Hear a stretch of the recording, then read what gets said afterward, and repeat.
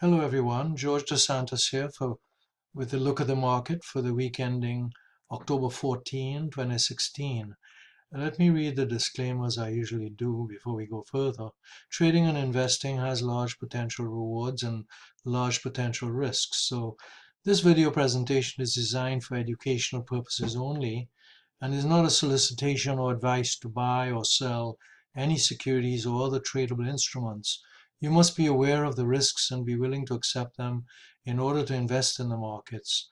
Consult a licensed professional investment advisor for investment advice. Let's begin by looking at the monthly chart of the S&P as we usually do.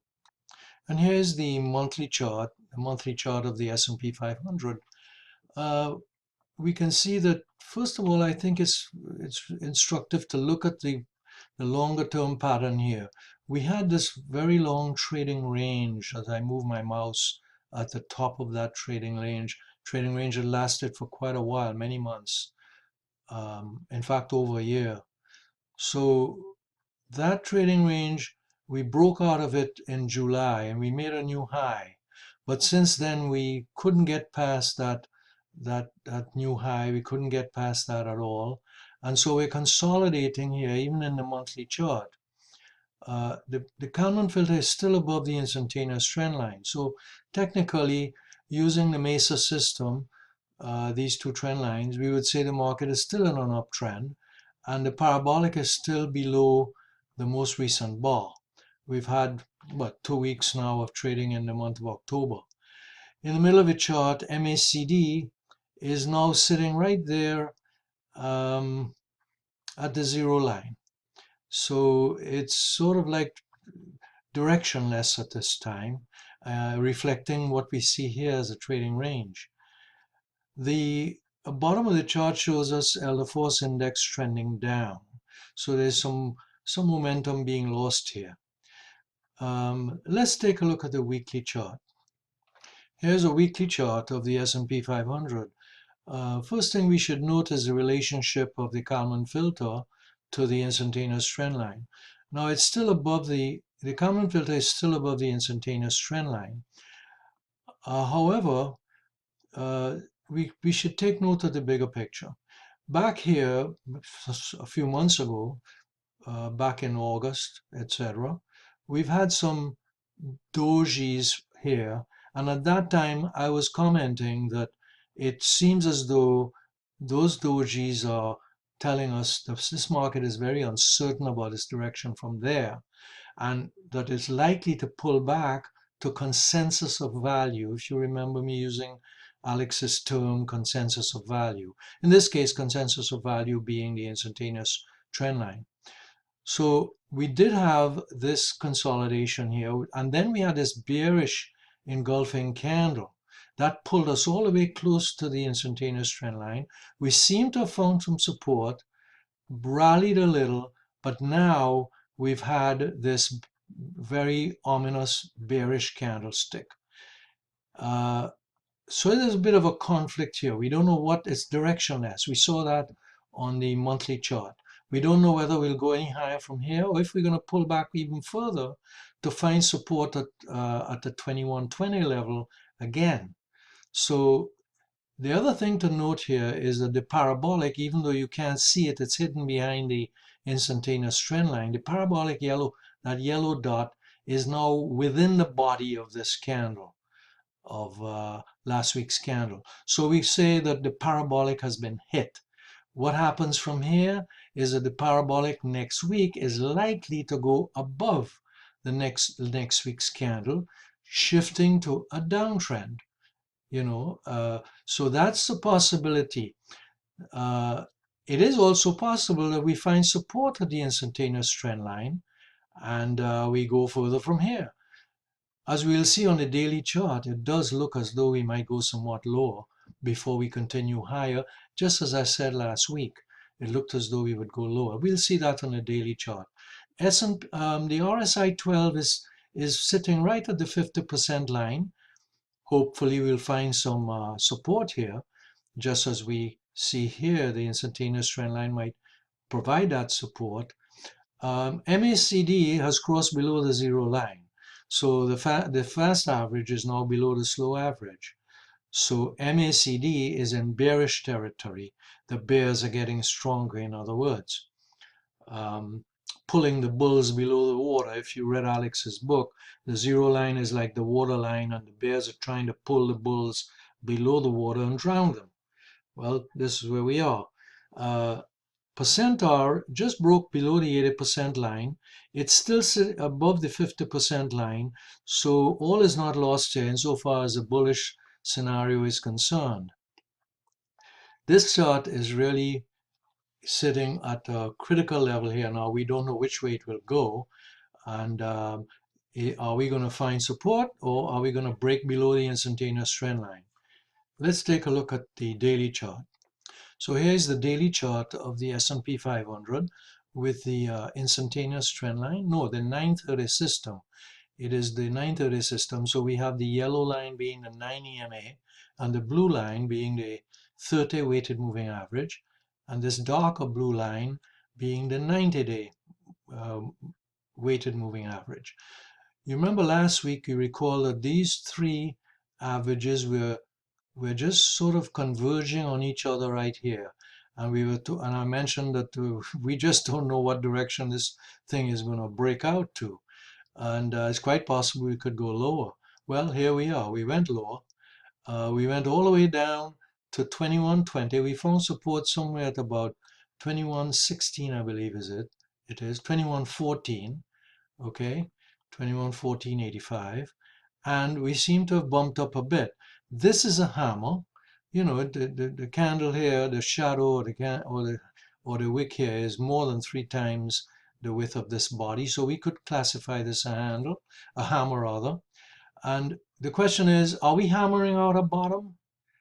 Are we making a double bottom? This one here is a bottom, this called being a bottom, and this being a bottom.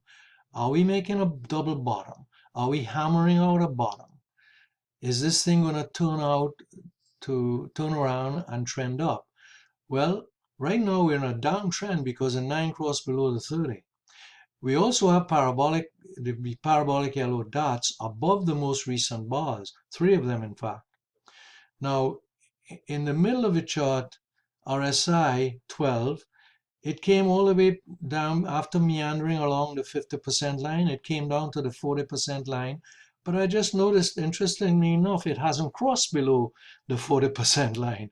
Is that some omen? Is that telling us that there's some support here? Perhaps. We'll see. Williams pro-buying indicator. We saw that it was trending down last week, and it continued to trend down, making lower highs and lower lows. So it seems as though there's been some heavy selling here by the pros, by the professionals. Percent R at the bottom of the chart, likewise, as we saw with RSI 12, percent R is sitting just above the 20% line. Again, it's quite possible we made a double bottom. We hammered out a bottom here, but time will tell. My bet is that we probably go a little lower before we go higher. Okay, October is often a very treacherous month. We get a low and then we move from there. By the middle of the month we move up. That's what I've noticed over the years. Let's take a look at something else. Here's a weekly chart of Nasdaq Composite. Interesting. We can see Kalman filter above the instantaneous trend line, so technically trend is still up. Parabolic is still below the most recent bar, although it's fast approaching it. So there's no reversal signal here yet. But we should note that this is a pretty bearish engulfing candle. This body of the candle totally engulfs the small body here of the previous candle, which would be the week before, of course. So this is also indicating to us that this thing could very well go further down, possibly go back to consensus of value, which is the instantaneous trend line in this case. We'll see how that develops. Now, RSI 12 is still above the 50% line. It crossed slightly below the 60, but it's still above 50% line. So we don't have any indication from this trend indicator RSI that the trend is over. It's still in an uptrend. And MACD, although it's trended down, hasn't really crossed below the zero line. And the fast average, of course, is still above the slow average, and because the zero line is really it really reflects whether or not the fast is above the slow or vice versa.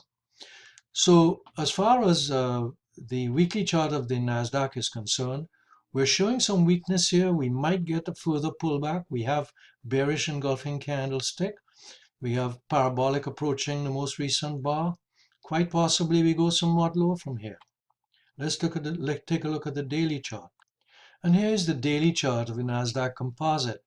What we should note here, first of all, is relationship of the Kalman filter to the instantaneous trend line. Of course, we can see that it crossed below the instantaneous trend line, so the trend is now indicated down. We should recall that last week we saw this bearish engulfing candlestick. It totally engulfed this body here of this candle, and then we had this week's action here. Well, as we saw on the S&P, we seem to have come to or made a low here, and we rallied a little bit on Friday, but that's no indication that this downtrend is over. Certainly, because parabolic is now above the most recent bars, it's indication we have a downtrend as well. So we can go down to MACD, and MACD is trending down from the zero line. So MACD, the momentum indicator, is also trending down. We can see here that Jerry Appel's sum of the rate of change indicator is certainly on a downtrend. It ticked up a little bit on Friday, but it gave this sell signal here, and since then it's been down. Let's take a look at something else. I'd like to take a quick look at a daily chart of the S&P. I just noticed something on it. First of all, we can see that there is when the market made this low here in early September, MACD made a very low here. But then the bulls pulled this market up. It was a false breakout here. Then the market made a similar low at about 21.14, remember that. However, MACD made a higher low. So what we do have here is somewhat of a divergence. Even though classically we would like to see this low even lower than it's been, but it's still a divergence. It's one of the divergences that we find on MACD. So this is encouraging from the bullish standpoint. Now let's take a look at something else. I just want to look at that chart with CCI on SSO, the ETF. It's sitting right at zero now. So I haven't really bought any more, but I still hold what I have. Here's the best choice chart that shows us the volatility lines here, 90%, 50, 10. I have to do this quickly. We're coming to the end of the video. But here's that indication that we might have a double bottom. And the difference between the 10% and the 90% line, approximately 82 points. The 50% line is at 21.85. Even if we don't get to the 90% level, the next rally might take us up to 21.85. Let's take a look at, and here's stockcharts.com with the impulse indicators of the S&P 500. I have to do this quickly. We're coming to the end. You can see that possible double bottom here, and if you look closely below, you can see that there's a divergence of MACD. We did make a lower low here technically, so we do have on the daily chart a bearish divergence of MACD. There is hope for a rally from here. The worst case scenario is that we continue to make these lower highs and lower lows. The best case scenario is that this is a double bottom. MACD there's a divergence of MACD, and that finds a floor at about 21.20 for us. I'm going to call it a day, and we'll try to do this again next week. Since the monthly chart is still in an uptrend and the weekly chart is sitting critically there, it's possible we might go up from here. The daily chart is showing us divergences too.